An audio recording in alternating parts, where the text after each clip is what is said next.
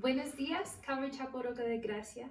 Qué alegría estar juntos de nuevo en esta mañana y aún más alegre por estar acompañada esta mañana con Natalia en el cajón.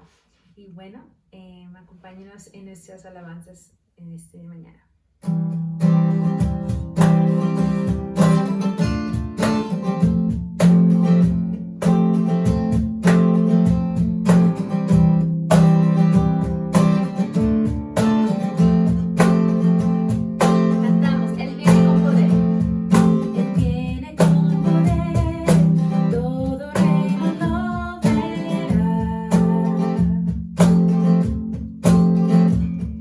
Cadenas romperá.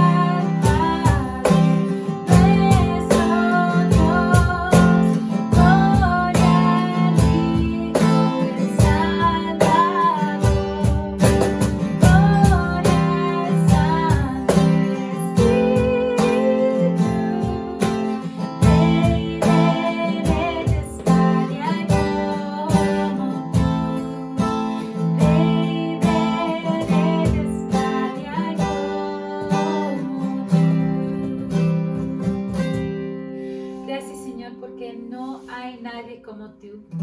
Y nosotros podemos poner nuestra confianza en ti, Señor. En esta mañana queremos decirte eso, Señor, que queremos tener fe en ti, sea lo que sea que venga en esta mañana o en esta semana o en nuestras vidas, Señor. Que nosotros podemos tener nuestra confianza y fe en ti, Señor.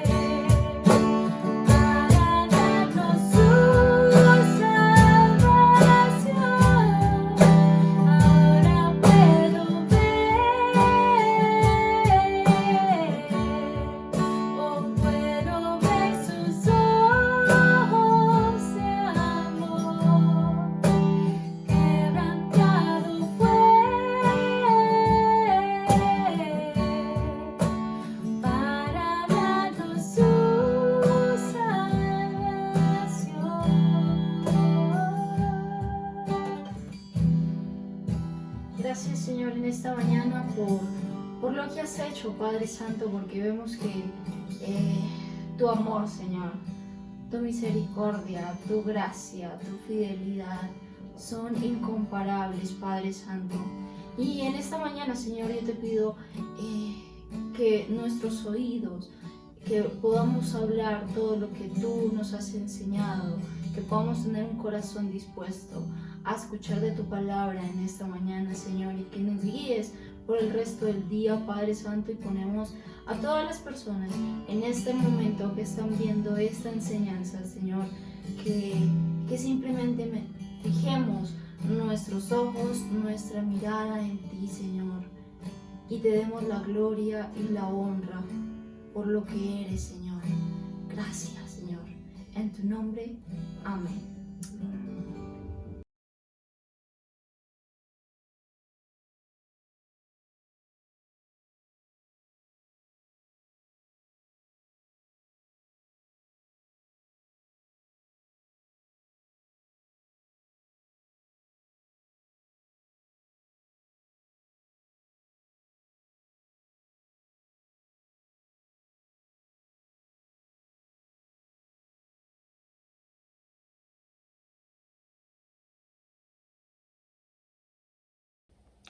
Muy buenos días, hermanos y hermanas, bienvenidos a Calvary Chapel Roca de Gracia.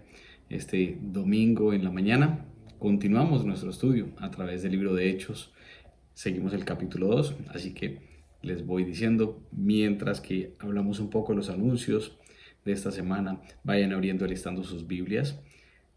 Hoy quiero recordarles, si tienen alguna pregunta, algún comentario que quieran hacer, conéctense con nosotros, inclusive durante el estudio. Ahí tenemos pastores, personas preparadas para atender sus inquietudes. Los teléfonos están en pantalla. También nos pueden contactar por medio de los chats en las diversas plataformas. Puede ser en Facebook, puede ser en YouTube también, si nos están sintonizando por eso. Si es la primera vez que nos sintonizas, pues te damos una cordial bienvenida a nuestra iglesia. Todos los domingos en la mañana nos reunimos para estudiar la palabra y lo hacemos de una forma expositiva, capítulo a capítulo, versículo a versículo, y precisamente estamos abordando el libro de Hechos, capítulo 2, hoy, como les decía antes.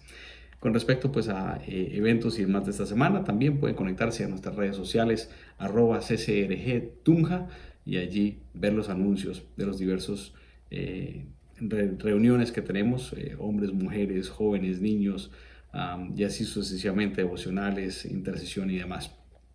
Así que síganos en Facebook y YouTube, también por Telegram pueden seguirnos @ccrgtunja. Denle también aquí al canal de YouTube, póngale suscribirse, o también en el canal de Facebook para seguirnos. De esta forma pues se enteran cuando hay un estudio nuevo. Recordándoles también a todos ustedes que pues ya están participando en los diversos grupos de la iglesia. No vamos a seguir utilizando WhatsApp, así que instalen Telegram, la aplicación, y entonces de esa forma podemos conectarnos y enviarles pues toda la información pertinente, mantenernos al tanto de qué es lo que está pasando alrededor de nosotros, de qué formas podemos estar orando los unos por los otros, participando en los diversos eventos de la iglesia y demás. Así que los animamos a que si no lo han hecho, háganlo. Es una plataforma que es muy buena, muy robusta, muy flexible, precisamente para pues, los fines que nosotros tenemos como iglesia.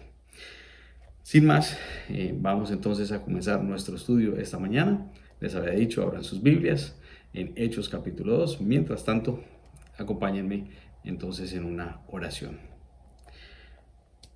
Padre amado, gracias por este tiempo que nos regalas tú esta mañana, Señor. El tiempo es tuyo, Señor. Tú eres el tiempo. Tú eres el dueño de todo el tiempo, Señor. Y por ello te agradecemos porque permites nosotros estemos reunidos en este momento para compartir tu palabra, para escuchar de ti, Señor, de tu Santo Espíritu, Señor. Te pedimos, Señor, que seas tú bendiciendo este tiempo, Señor, que seas tú haciéndolo un tiempo propicio, adecuado para nosotros, Señor. Cualquier distracción que tal vez haya y hayamos traído, cualquier carga con la que tengamos en este momento, Señor, queremos entregártela a ti, Señor, para podernos enfocar plenamente en ti, Señor, porque eso se trata de ti. Sí, vamos a estar recibiendo nosotros, pero se trata de ti y de lo que tú estás haciendo en nuestras vidas, de lo que quieres continuar trabajando en nuestras vidas, puliendo nuestras vidas, brillando en nuestras vidas, Padre amado. Gracias porque tú te preocupas por nosotros de tal forma como hijos, Señor. También te pedimos, Señor, que sea tu Espíritu Santo inundándonos a todos, tanto a mí para poder compartir exactamente lo que hay en tu corazón, como todos nosotros que vamos a estar escuchando. Me incluyo yo allí también, Señor. Mis hermanos, mis hermanas y yo, Señor, para poder recibir de ti lo que tú sabes es lo que necesitamos esta mañana, cada uno de nosotros, Señor. Te lo pedimos en el santo y poderoso nombre de tu Hijo Jesús. Amén y amén. Bueno, hermanos, hermanas, continuamos nuestro estudio. Hoy tenemos este primer discurso de Pedro, y un resultado grandísimo a raíz de este discurso que él va a dar. Nos recordamos un poco la semana pasada el suceso, Pentecostés, los discípulos siendo llenados del Espíritu Santo, todos ellos recibiendo una señal, o las personas alrededor de ellos viendo una señal que ellos han recibido al Espíritu Santo, y son estas lenguas de fuego que reposan sobre sus cabezas, y esto símbolo entonces del empoderamiento del Espíritu Santo. Empiezan a hablar en diversas lenguas que no son de ellos, nativos más bien a las personas que están alrededor escuchándoles. Algo poderoso, algo grandísimo, y la gente empieza a preguntarse qué es lo que está pasando acá. Esta gente que le dio, se volvieron locos. Inclusive vamos a ver hoy una acusación fuerte e inmediatamente Pedro refutando, defendiendo. Y eso me trae a un punto. Muchas veces nosotros nos enfrentamos a situaciones en las que tenemos que hablar con alguien de algún tema, ¿sí? De aclarar algo, y tal vez nuestro récord en este tipo de conversaciones no es el mejor. Tal vez hemos participado en algún debate y de una u otra forma siempre nos tropezamos nosotros en nuestras mismas palabras, en nuestros mismos pensamientos, y la cosa no nos sale bien. Inclusive esto nos puede pasar después de haber pasado horas practicando, escribiendo, anotando. Esto lo voy a decir, esto no lo puedo decir, aquí me tengo que quedar callado, esto sí es necesario que lo diga, y me preparo, y sin embargo, y hasta recibo consejos de otras personas, y sin embargo vuelvo, me tropiezo, ¿sí? Ahora, Pedro era este tipo de persona, y Pedro era una persona antes de Pentecostés, la cual le pasaba esto, se tropezaba en sí mismo, no le salía una bien. Y después de este suceso en Pentecostés, del bautismo del Espíritu Santo y su empoderamiento, otra cosa completamente distinta. Entonces vamos a ver esta primera parte de la declaración de Pedro, y en estos primeros versículos del 14 al 21 vamos a ver el cumplimiento también de la profecía del Espíritu Santo, como Pedro resalta que eso es efectivamente lo que está pasando. Acompáñenme entonces. Versículo 14, capítulo 2, dice: Entonces Pedro, con los 11, se puso de pie y dijo a voz en cuello: Compatriotas judíos y todos ustedes que están en Jerusalén, déjenme explicarles lo que sucede. Presten atención a lo que les voy a decir. Y aquí viene la defensa. Estos no están borrachos, como suponen ustedes. Apenas son las 9 de la mañana. En otras versiones dice la hora tercera del día, ¿sí? La hora tercera del día. Pedro comenzó entonces refutando esta acusación de que ellos estaban ebrios, borrachos. Apenas era esa tercera hora, las 9 de la mañana. El día comenzando a las 6 de la mañana.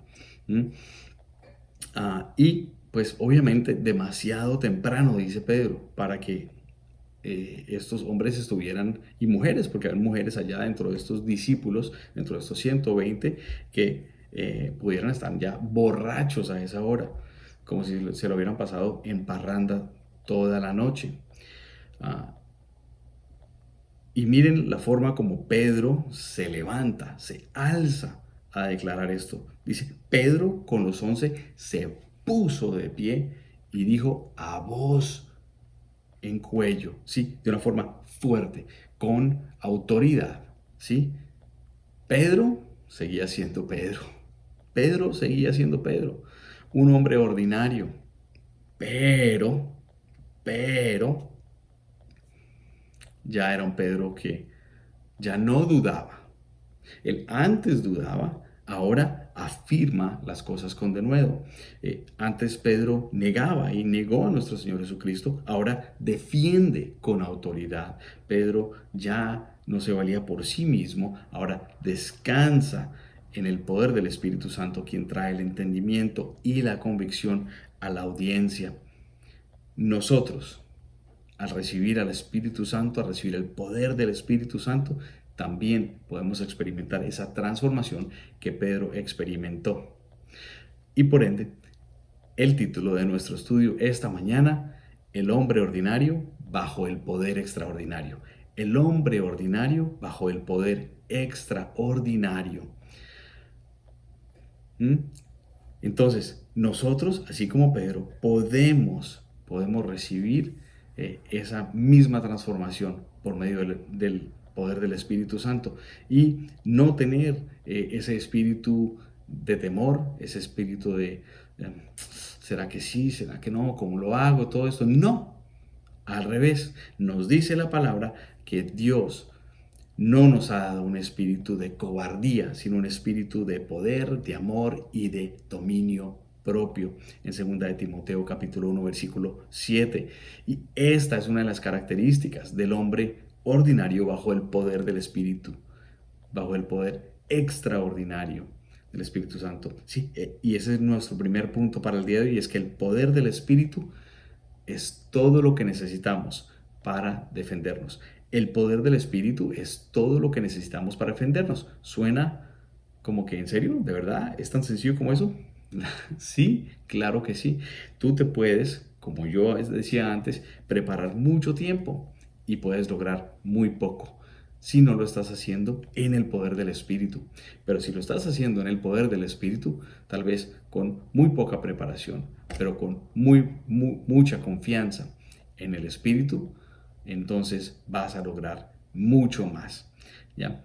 La pregunta que surge aquí tal vez es, ¿de qué formas? Tal vez nos hemos preparado o hemos preparado nosotros argumentos para defendernos frente a situaciones difíciles, estas acusaciones como por ejemplo Pedro y los discípulos están sufriendo en este momento.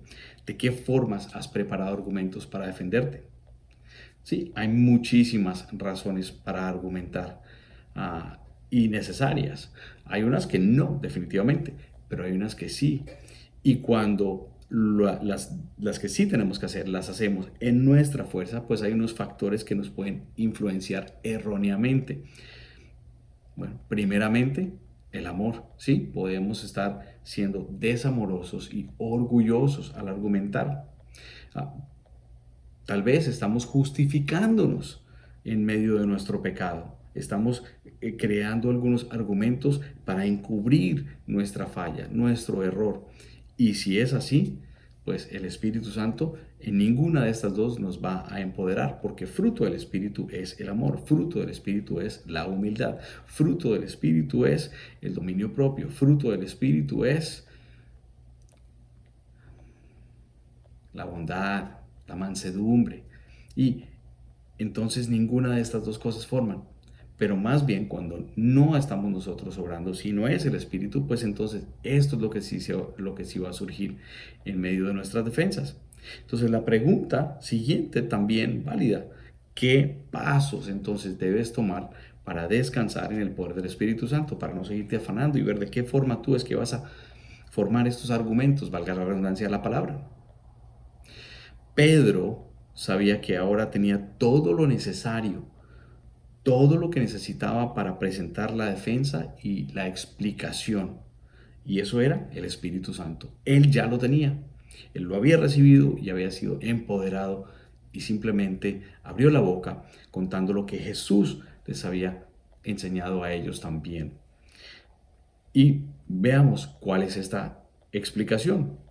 Adelantando, versículo 16 al 21, dice, en realidad lo que pasa es que es lo que anunció el profeta Joel. Sí, lo que pasó es lo que ya había sido escrito. ¿Qué? Sucederá que en los últimos días, dice Dios, derramaré mi espíritu sobre todo el género humano. Los hijos y las hijas de ustedes profetizarán, tendrán visiones, los jóvenes y sueños los ancianos. En esos días derramaré mi espíritu aún sobre mis siervos y mis siervas, y profetizarán. Arriba en el cielo y abajo en la tierra mostraré prodigios, sangre, fuego y nubes de humo. El sol se convertirá en tinieblas y la luna en sangre antes que llegue el día del Señor, día grande y esplendoroso. Y todo el que invoque el nombre del Señor será salvo. ¿Qué es lo que está afirmando Pedro aquí?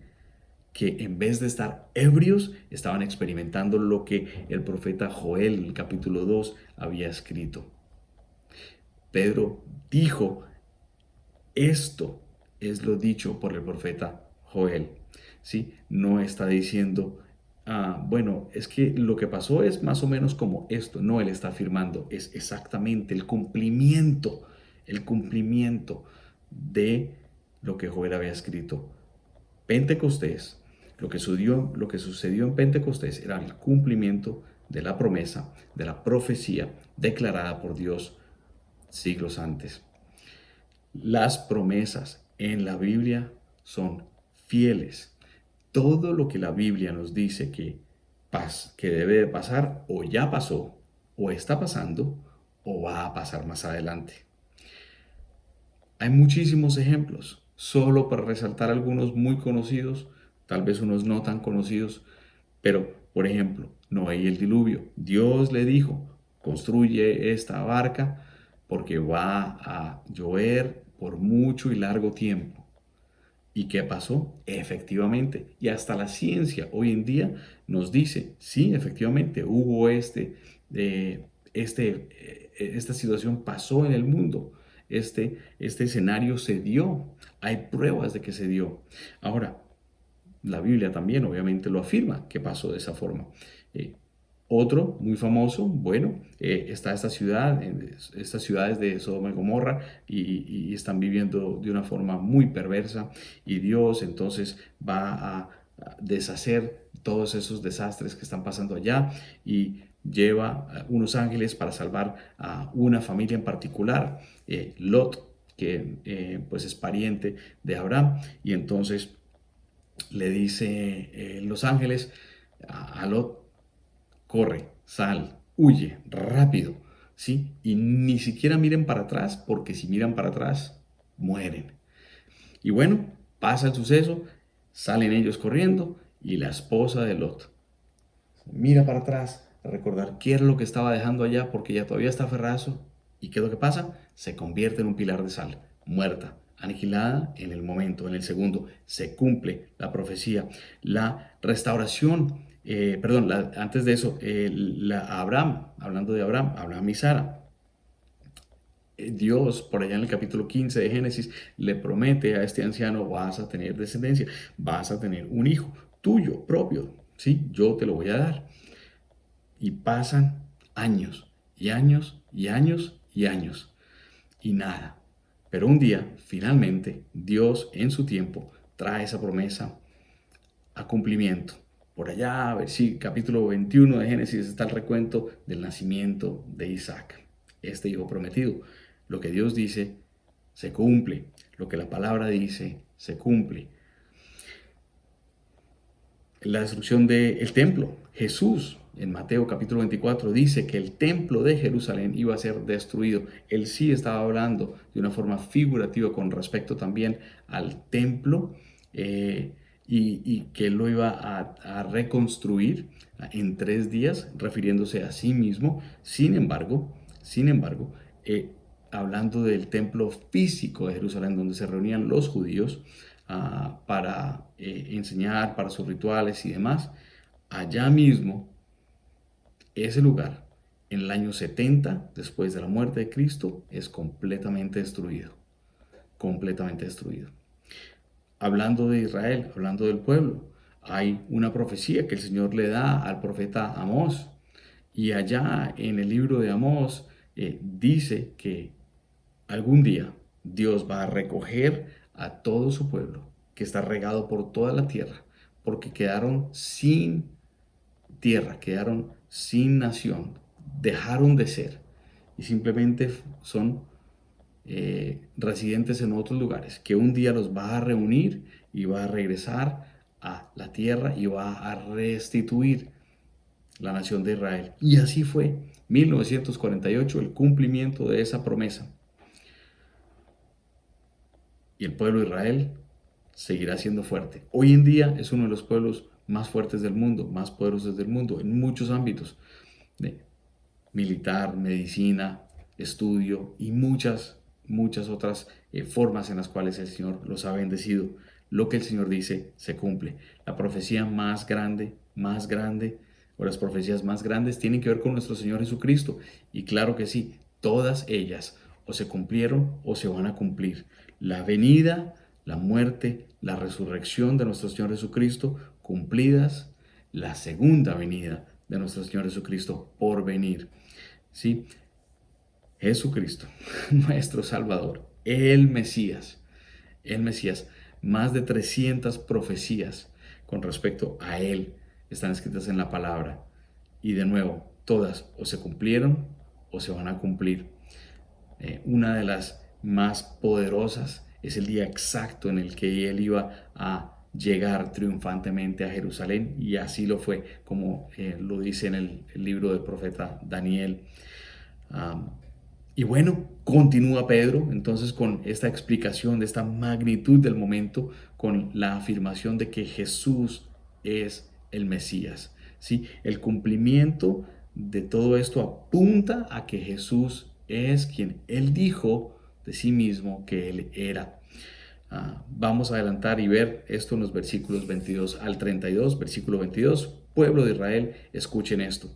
Jesús de Nazaret fue un hombre acreditado por Dios ante ustedes con milagros, señales, prodigios, los cuales realizó Dios entre ustedes por medio de Él, como bien lo saben. Pedro está apelando aquí a memoria de no mucho tiempo atrás, afirmando que las obras de Jesús dan testimonio que Él es el Mesías prometido, el Salvador prometido a la nación de Israel.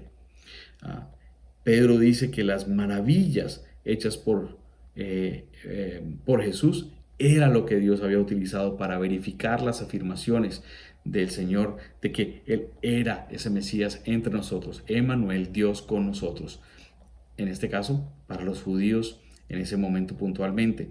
Ahora nosotros entendemos también y se nos ha dado la posibilidad como gentiles de también ser adoptados en la familia de Dios. ¿Qué milagros, qué maravillas, qué prodigios Jesús? Pues muchos. Jesús sanó leprosos, ciegos, cojos. Jesús expulsó demonios. Jesús multiplicó panes y peces. Jesús cambió el agua en vino. Jesús calmó tormentas. Jesús resucitó muertos. Jesús caminó sobre el agua e hizo que otra persona, Pedro, caminara sobre el agua también. Jesús también transfirió ese mismo poder en un momento puntual para que ellos, los discípulos, también realizaran señales y prodigios en nombre de Él. Jesús hizo muchísimas maravillas y por eso está entonces acreditado como el Mesías, como nuestro Redentor, como el Salvador. Y esto es lo que Pedro les está diciendo. Todas estas cosas, el mismo hecho de que Él había prometido que iba a llegar el día en que el Espíritu Santo iba a ser derramado sobre ellos, también lo acredita porque es cumplimiento tal vez de su misma palabra. Y continúa Pedro entonces, versículo 23. Hablando de Cristo, fue entregado según el determinado propósito y el previo conocimiento de Dios por medio de gente malvada. Ustedes lo mataron, clavándolo en la cruz. Ahora, siguiente afirmación que Pedro está haciendo aquí, ¿qué es lo que quiere decir? Que él está diciendo que la resurrección también da testimonio de que Jesús es el Mesías. ¿Sí? El punto de este versículo 23 es muy claro. La crucifixión no fue un accidente. La crucifixión no fue un accidente, fue algo determinado, con un propósito puntual de parte de Dios. ¿Sí? Esa voluntad divina, y no fue coincidencia. Fue una intención puntual, necesaria. La palabra que es utilizada allí cuando dice determinado propósito, esa palabra en el griego nos habla de un plan, de una decisión que Dios ha tomado. Fue una necesidad hacerlo, como más adelante en el capítulo 4 de Hechos, versículo 28 nos dice, para hacer lo que de antemano tu poder y tu voluntad habían determinado que sucedería. Sí, ya Dios había determinado, ya Dios había escrito este plan, ya Dios había tomado esta decisión. Continúa Pedro diciendo, sin embargo, versículo 24, Dios lo resucitó librándolo de las angustias de la muerte, porque era imposible que la muerte lo mantuviera bajo su dominio. Tremenda declaración de Pedro, de nuevo, en este caso, la resurrección. Sí, esta resurrección es una doctrina que vemos plasmada a lo largo del libro que vamos a estudiar, la vamos a ver en todos lados. Hay más de 11 lugares en los cuales es mencionada como una doctrina esencial, básica. ¿Sí? La resurrección de Jesús. Y por allá en el capítulo 13, versículo 30, fíjense lo que dice, pero Dios lo levantó de entre los muertos. Durante muchos días lo vieron los que habían subido con él de Galilea a Jerusalén, y ellos son ahora sus testigos ante el pueblo. De nuevo, esta es otra indicación de que Jesús es el Mesías prometido, porque era imposible, como dice en este versículo, dice que la muerte lo mantuviera bajo su dominio. Era imposible que fuese retenido por la muerte, dice en otra traducción. Era imposible. A Jesús le habían podido poner 10 de esas piedras pesadas para sellar esa tumba. No había nada que pudiera retenerlo de la resurrección, porque ya esto había sido determinado por Dios, y el poder de Dios no hay quien lo pare. Y entonces Pedro apunta a el cumplimiento de nuevo de otra profecía. Jesús vino. Jesús tenía que morir, murió. Jesús tenía que resucitar, resucitó. Dice el versículo 25 hacia el 35, está citando Salmos. Dice con respecto a David, salmista, dice, en efecto David dijo de él refiriéndose a Jesús, veía yo al Señor siempre delante de mí, porque Él está a mi derecha, para que no caiga. Por eso mi corazón se alegra y canta con gozo mi lengua, mi cuerpo también vivirá en esperanza. No dejarás que mi vida termine en el sepulcro, no permitirás que tu santo sufra corrupción. Me has dado a conocer los caminos de la vida, me llenarás de alegría en tu presencia. Entonces explica Pedro esta sección y dice, hermanos, permítanme hablarles, versículo 29, con franqueza acerca del patriarca David. O sea, ¿qué es lo que está diciendo David aquí? Dice Pedro, que murió y fue sepultado, y cuyo sepulcro está entre nosotros hasta el día de hoy. Era profeta y sabía que Dios le había prometido bajo juramento poner en el trono a uno de sus descendientes. Fue así como previó lo que iba a suceder, vio lo que iba a pasar. Refiriéndose a la resurrección del Mesías, afirmó que Dios no dejaría que su vida terminara en el sepulcro, en el Hades, en el lugar de los muertos, ni que su fin fuera la corrupción. A este Jesús, versículo 32, Dios lo resucitó, y de ello todos nosotros somos testigos. Todos nosotros somos testigos. Poderosa palabra, porque Pedro está apelando a ellos mismos, diciéndoles, muchos de ustedes que están haciendo pregunta, ¿qué es lo que está pasando acá? Ustedes vieron lo que pasó con Jesús, ustedes lo vieron. En 1 Corintios capítulo 15, versículo 6, se nos habla que más de 500 vieron a Jesús resucitado. Dios, quien resucitó a Jesús, también hará un día que nuestros cuerpos muertos vuelvan a vivir. Así como lo hizo con Jesús, también lo hace con nosotros.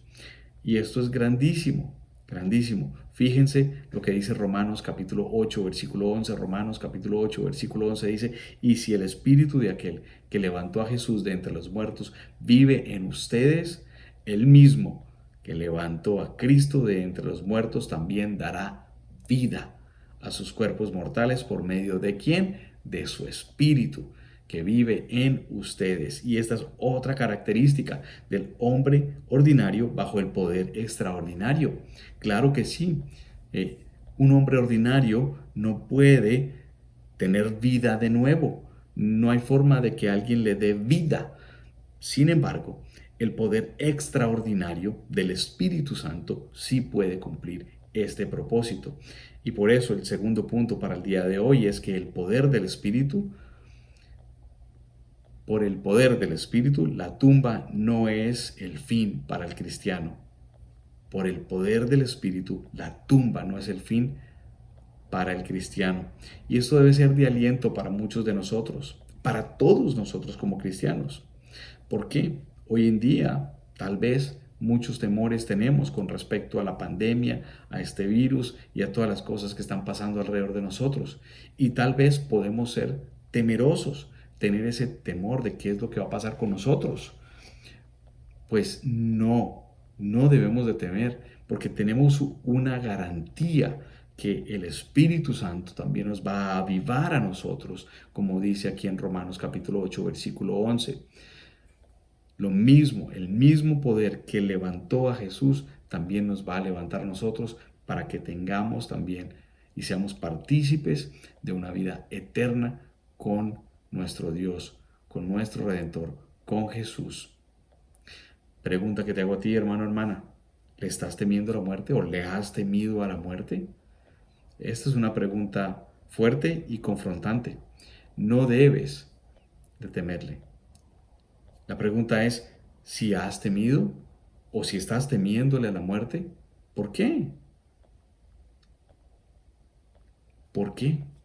Si tú eres hijo de Dios, si tú eres hija de Dios, entonces no debe de haber temor en ti con respecto a la muerte.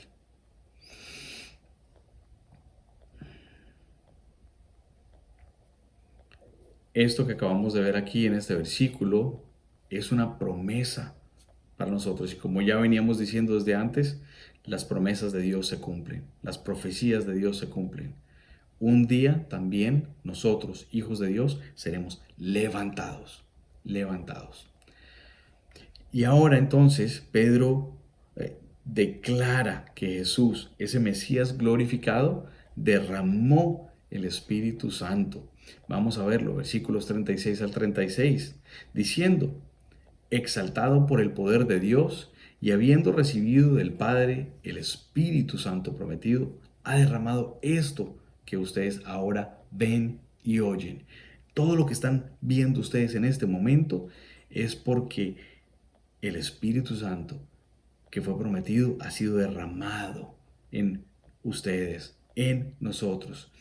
Sigue diciendo Pedro: David no subió al cielo y sin embargo declaró: dijo el Señor a mi Señor, siéntate a mi derecha hasta que ponga a tus enemigos por estrado de tus pies.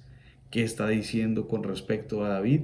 El punto de Pedro es enfatizar que, puesto que David era ese patriarca, todos consideraban que David era la persona más poderosa, más famosa como rey. Él, siendo ese patriarca, ese profeta, ese David, murió y fue sepultado, y sabían dónde estaba su tumba.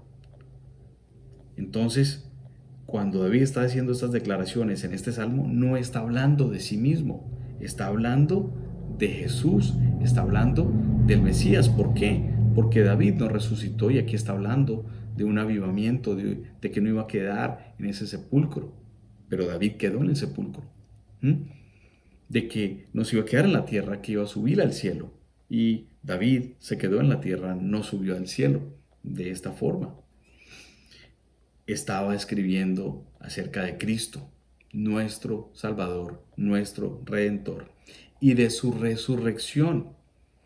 Por eso Jesús tenía esa autoridad de enviar la promesa del Espíritu Santo, porque Él cumplió las profecías, porque Él es Dios.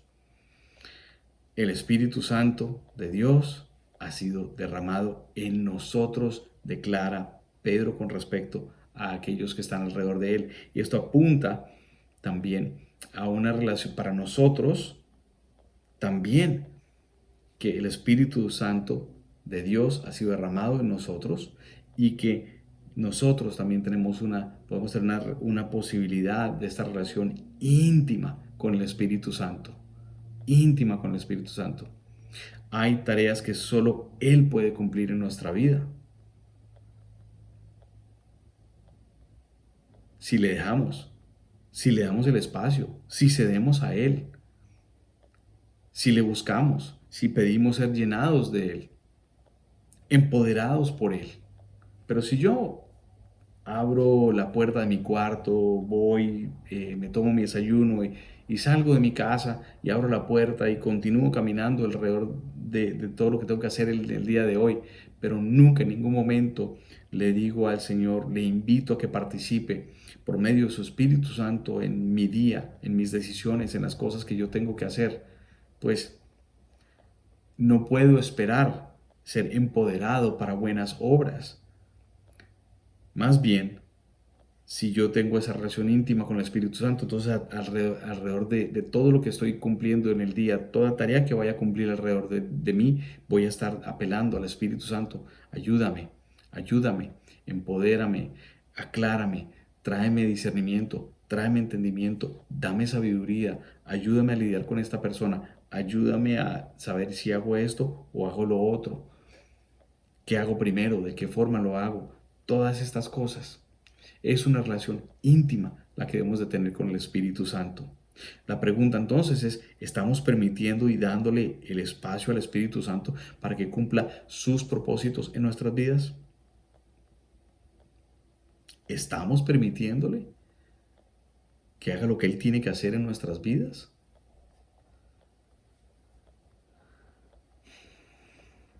Y Pedro continúa con su discurso y llega a la conclusión, a la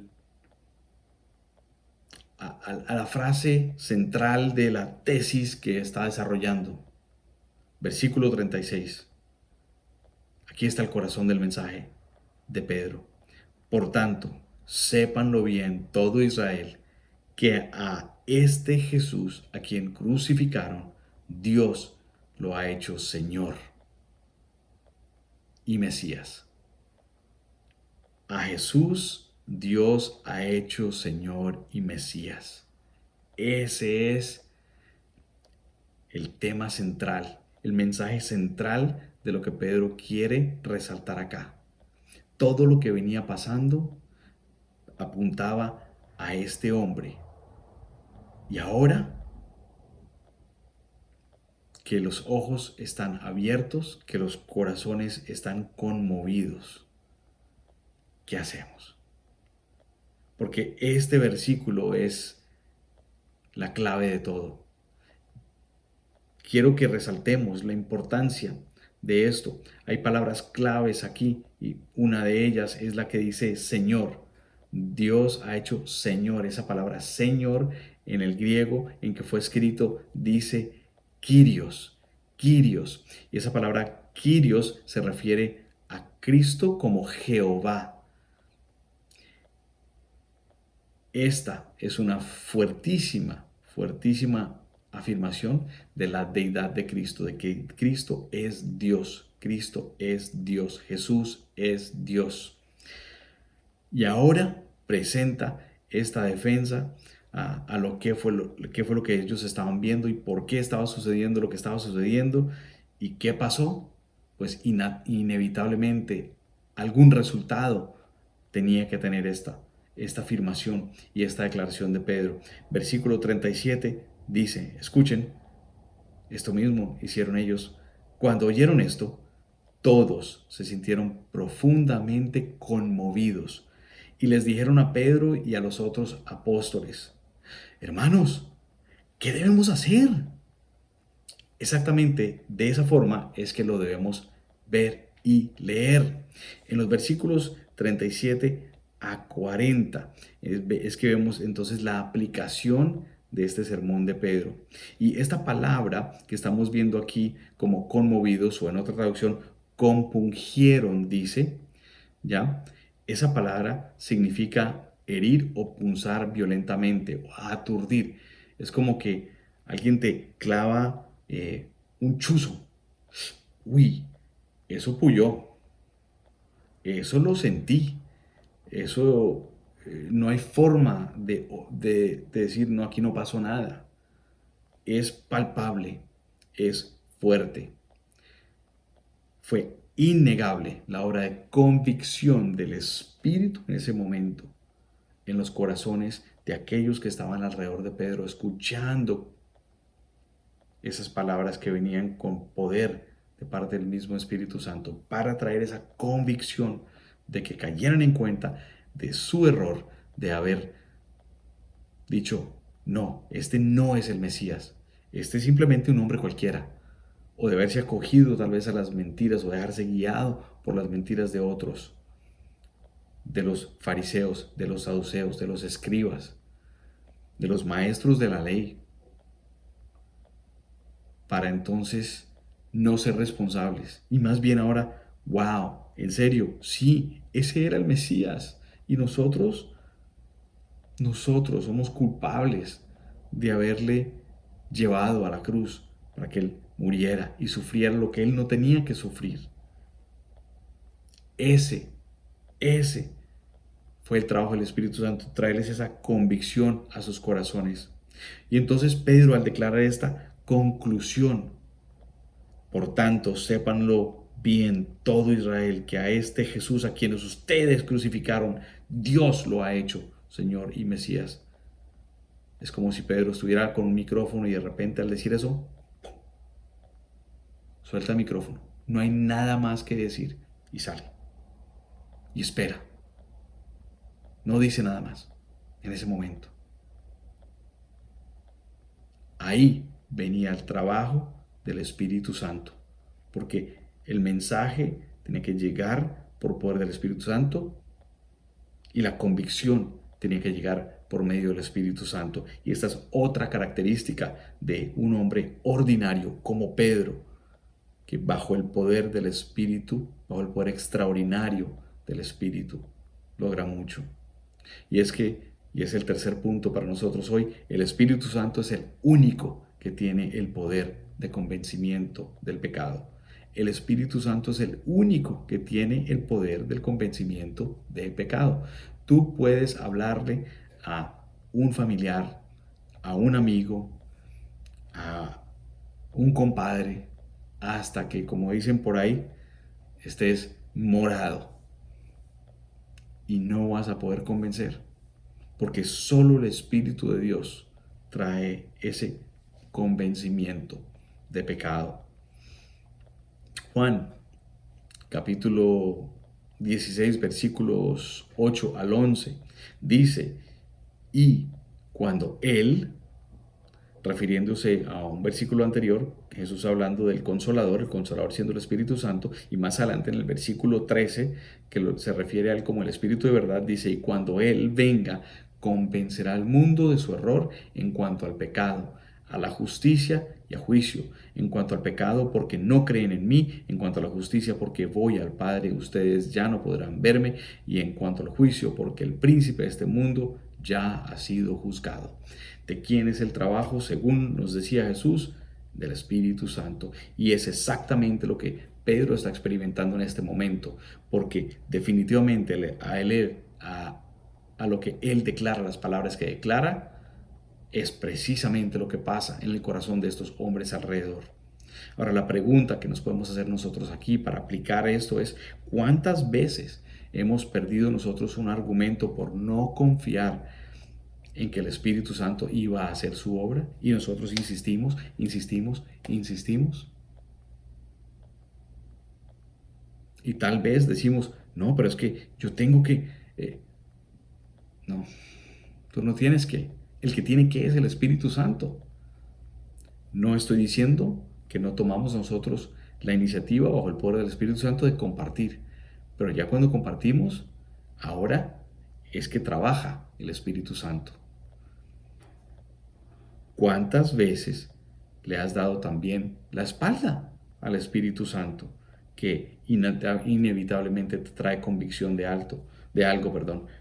Nos ponemos en la otra cara de la moneda, porque si bien nosotros como cristianos pues hemos tenido estas situaciones en que hemos perdido un argumento porque hemos continuado insistentemente y ya la persona dice: no, ya no más, hasta aquí llegué, y nos huyen. También está el otro lado de la moneda, y es que nosotros también recibimos la convicción del Espíritu Santo después de que alguien nos ha dicho algo a nuestras vidas por medio del poder del Espíritu Santo. ¿Y nosotros qué hacemos? No, la cosa no es así. No, usted está mal. Está incorrecto. Usted no sabe de lo que está hablando. En vez de: Espíritu, ¿eres tú hablándome? Porque siento como que algo aquí. ¿Me estás queriendo enseñar algo? ¿Estás queriendo cambiar algo en mi vida? ¿Cuántas veces le hemos huido a esa convicción del Espíritu Santo? Y más bien, de nuevo, nos hemos estado justificando en nuestro obrar.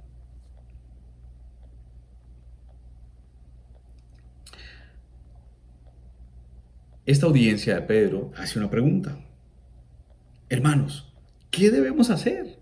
De nuevo, después de esa convicción fuerte, compungidos, esa punzada, esa clavada inevitable, entonces, desesperadamente, ¿qué hacemos? ¿Y ahora qué?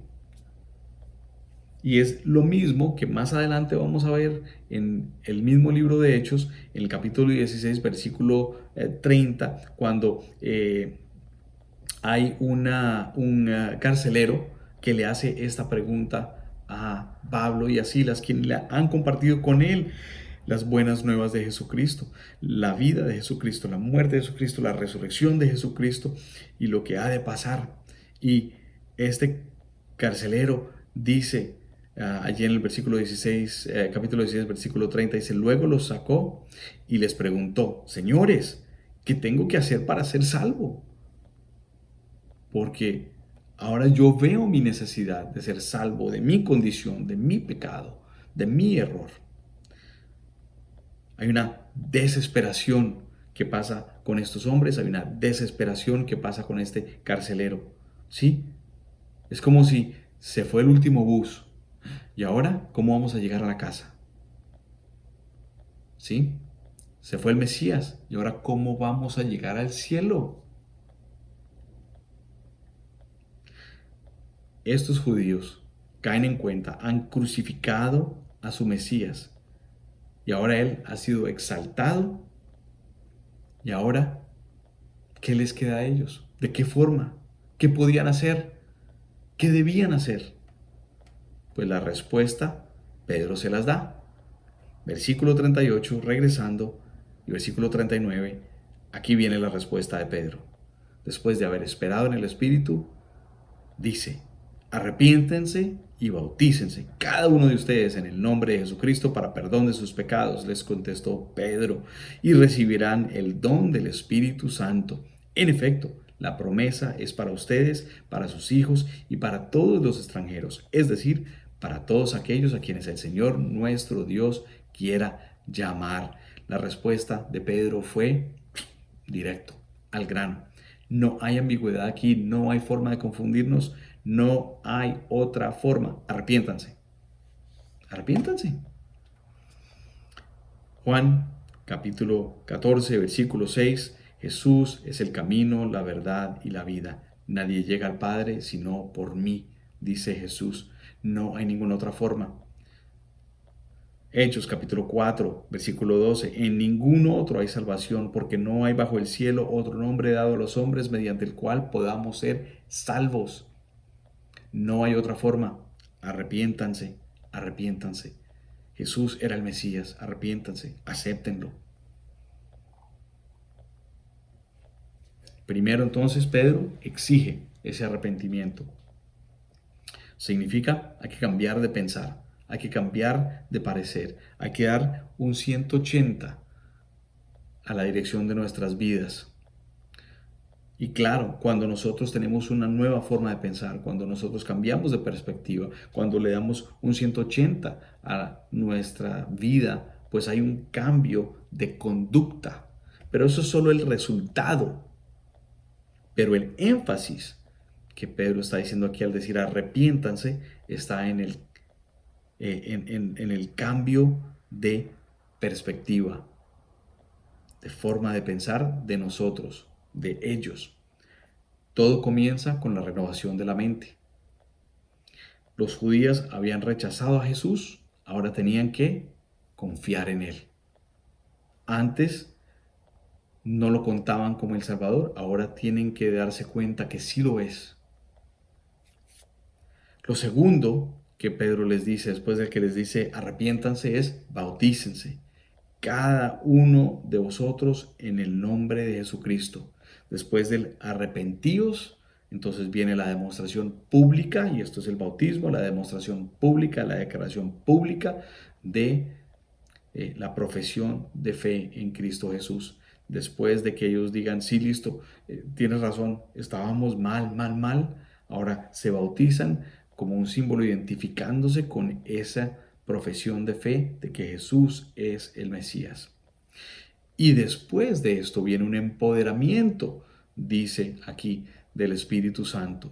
Como último y resultado grandísimo es que recibirán el don del Espíritu Santo. Si tú no tienes el don del Espíritu Santo, debes de buscar tenerlo. Un cristiano sin el don del Espíritu Santo es un cristiano paralizado. Termina versículo 40, Pedro allí diciendo, y con muchas otras razones les exhortaba insistentemente, sálvense de esta generación perversa. Las palabras de Pedro aquí en este versículo están mirando hacia atrás a esos versículos 23 y al versículo 30 que hablan de la maldad de la humanidad, que crucificaron a Jesucristo, que le rechazaron. Israel era culpable de ese horrendo pecado. Nosotros también somos culpables de ese horrendo pecado al decirle no a Cristo, no, aquí no te metas, en esta parte de mi vida no te metas. No, yo no quiero ser responsable ante nadie, mucho menos ante una figura que dicen en un libro ahí que era una persona especial, pero yo no la veo. Esas personas, con ese pensar, nosotros en algún momento fuimos igual de culpables que Israel de ese horrendo pecado de rechazar a Jesús. Y ellos ahora podían librarse de ese juicio que les vendría seguramente si se arrepentían. Y nosotros también podemos librarnos si nos arrepentimos. Hoy la situación es igual o peor, pero la solución es exactamente la misma para nosotros, el arrepentimiento del pecado y la aceptación de Cristo. Ahora, de la forma como Pedro lo ha expuesto, nos deja claro que algo grandísimo tenía que pasar. ¿Por qué? Porque era el Espíritu Santo el que estaba obrando por medio de él. Y claro que sí, versículo 41 dice, así pues, los que recibieron su mensaje fueron bautizados y aquel día se unieron a la iglesia unas 3,000 personas. Sí, 3,000 creyeron y fueron bautizados, mostrando así su identificación con Cristo. Este grupo de personas se unió inmediatamente a la familia de los creyentes. Todo esto habiendo pasado por medio de un hombre ordinario que estaba bajo el poder extraordinario del Espíritu Santo. Oremos. Padre amado, gracias por esta tu palabra, gracias por mostrarnos, gracias por revelarnos, gracias por instruirnos, gracias por recordarnos del poder que por medio de tu Hijo Jesucristo ha sido derramado en nosotros. Es tu Espíritu Santo. Gracias porque tú, Dios perfecto, santo, intachable, has querido venir para rescatarnos, tomando en esa santidad nuestro pecado, nuestra inmundicia, nuestro error, nuestra mancha, librándonos a nosotros de ella. Y ahora, en la forma, en la vida de tu Espíritu Santo, has decidido tomar residencia en nosotros, morar en nosotros. Y ahora, aún más, quieres empoderarnos. Quieres darnos la capacidad de hacer grandísimas cosas en nuestras vidas, principalmente. Y después, del fruto que eso trae hacia los demás, Señor. Gracias, Padre. No somos dignos, Señor, de que te fijes en nosotros, pero tu gracia, tu misericordia son inagotables. Te pedimos, Padre amado, perdón por todas las veces que hemos rechazado la convicción de tu Espíritu Santo, que hemos confiado en nuestra preparación para traer algún argumento, sea como sea, Señor, que hemos sido orgullosos, Padre amado, que hemos sido desamorosos, Padre amado. Te pedimos perdón, Padre amado, por todas aquellas veces que le hemos dado la espalda a aquel toque del Espíritu que nos dice: Alex, hermano, hermana, hijo, hija, la cosa no es por allí, la cosa es por acá. Padre, ayúdanos a ser más sensibles, Señor, a tu Espíritu Santo, para que podamos ser empoderados por Él y hacer grandísimas cosas. No temiendo, sino descansando en que tú vas a hacer la obra, porque es tu obra. Gracias, Padre amado, por este tiempo. Y te pido, Señor, si hay alguien esta mañana que no te conozca, Señor, que aún no te conozca como su Señor, su Salvador, su Mesías, Padre, que tú hagas lo que tienes que hacer, Padre amado. Y que esa persona allí donde está se arrodille ante ti y hable contigo. ¿Quién quieres tener una relación íntima, personal con cada uno de nosotros? Oramos en el santo y poderoso nombre de tu Hijo Jesús. Amén y amén. Hermanos, hermanas, hasta aquí nuestro tiempo en el estudio. Ahorita nos vemos en Zoom y vamos entonces a estar compartiendo comunión juntos y también unas reflexiones con respecto a nuestro estudio. Nos vemos pronto después de estas alabanzas que nuestra hermanita Natalie nos va a compartir. Que Dios los bendiga y los guarde.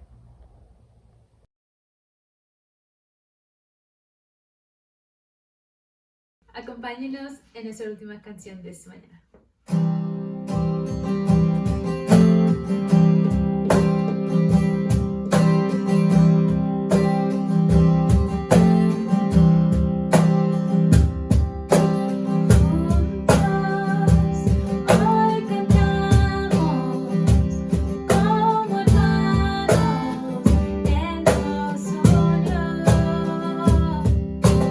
Hijos, todo pueblo.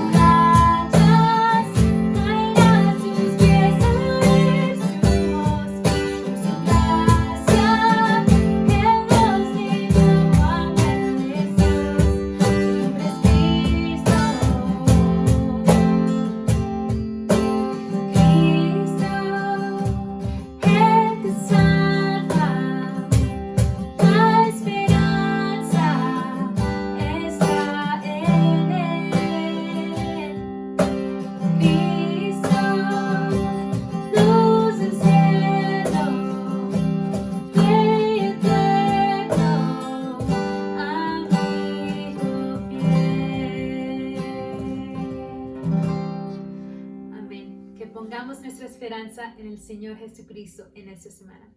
Muchas bendiciones.